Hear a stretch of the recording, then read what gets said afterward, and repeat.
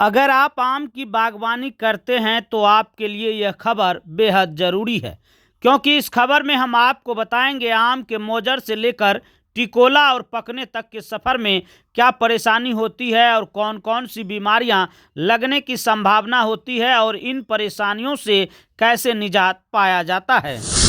नमस्कार, मैं हूं रविकांत कुमार और आप देख रहे हैं आवर बिहार न्यूज। इस वक्त हम केवीके मधेपुरा के आम के बागान में हैं, आम के बगीचे में हैं और आपको खबर आज दिखाएंगे कि आने वाले समय में जो आम के मंजर में परेशानी होगी, आम के फलों में परेशानी होगी, कौन से कीड़े लगेंगे और उनसे बचने के निपटने के उपाय क्या हैं। तो जो भी किसान भाई आम के पौधों, आम की खेती करते हैं, आम की बागवानी करते हैं, उनके लिए ये खबर आज विशेष रहेगा। देखिए कि इस वक्त हम केवीके में हैं और देख सकते हैं बहुत सारा यहाँ पर आम का पौधा है और आम के पौधों को निहारते हुए वरिष्ठ वैज्ञानिक और केवीके प्रमुख एस चौरसिया सर हमें मिल गए हैं। सर, बहुत बहुत स्वागत है सर। धन्यवाद रविकांत जी। सर, आम मंजर का समय आ गया है, कुछ लेट वैरायटी है जिसमें मंजर नहीं आया है, लेकिन एक चिंता रहती है सर जो आम की बागवानी करते हैं किसान कि मंजर आने के समय में क्या परेशानी होगी, कैसे उसका एहतियात बरता जाएगा। तो सबसे पहले हम ये जानना चाहेंगे मौसम के अनुकूल इस बार सर आम की पैदावार कैसी रहेगी। इस बार आम की पैदावार अच्छी रहेगी, लेकिन अभी मौसम आप निर्भर करता है कि किसान अपने बाग की देखरेख कैसा करता है। मौजर तो बहुत बढ़िया आता है, टिकोला अच्छा लगता है, लेकिन फिर भी किसान उससे नुकसान उठा जाता है सिर्फ अपनी अज्ञानतावश। अभी मौजर निकलने का समय है। अभी एक बार अपने अगर पूरे बाग को कॉपर ऑक्सीक्लोराइड 2 ग्राम से लेकर 3 ग्राम प्रति लीटर पानी में घोलकर एक बार पूरे पौधे से लेकर तना तक का एक बार छिड़काव कर दें और उसमें एक दवा इमिडाक्लोप्रिड जो 17.5 SL का आता है, उसको जो है 15 लीटर पानी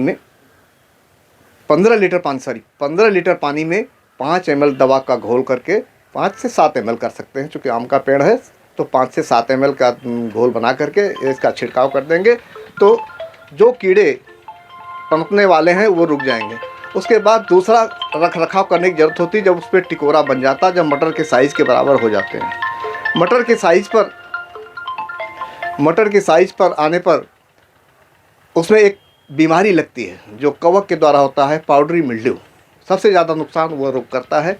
ऐसे में यदि बारिश हो गई और उसके बाद धूप खिल गई तो काफ़ी टिकोले का नुकसान हो जाता है।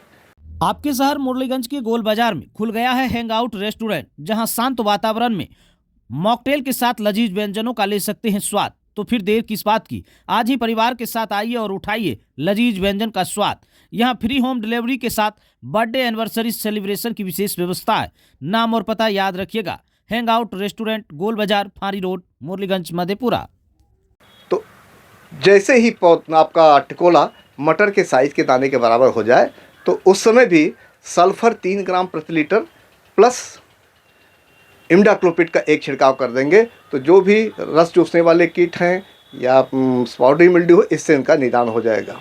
आपने जो शुरुआत में 2 दवा का नाम बताया था जिनका छिड़काव करने के लिए शुरुआत में आपने कहा, तो क्या उन दवा का छिड़काव करने के बाद जो अचानक हवा बहती है, पछुआ चलती है, उसमें मोजर काफ़ी नुकसान होता है? देखिए अभी मोजर नहीं निकला, ये मोजर निकलने के पहले की चीज़ है। अच्छा। मोजर निकलने से पहले जैसे उसकी कली बनी है कि अब मोजर निकलने वाला, तो उस समय इसका छिड़काव कर देंगे। तो बाद में उसमें 2 कीड़े आते हैं जो कि एक फुदका आता है जो तने से लेकर के पूरे पत्तियों तक फैला रहता है और जैसे ही मोजर निकलता है मोजर के रस को चूस करके उसको सुखा देता है। तो इमिडाक्लोप्रिड का छिड़काव करेंगे किसान तो वो कीट मर जाएगा, उसकी पॉपुलेशन आगे नहीं बढ़ेगी।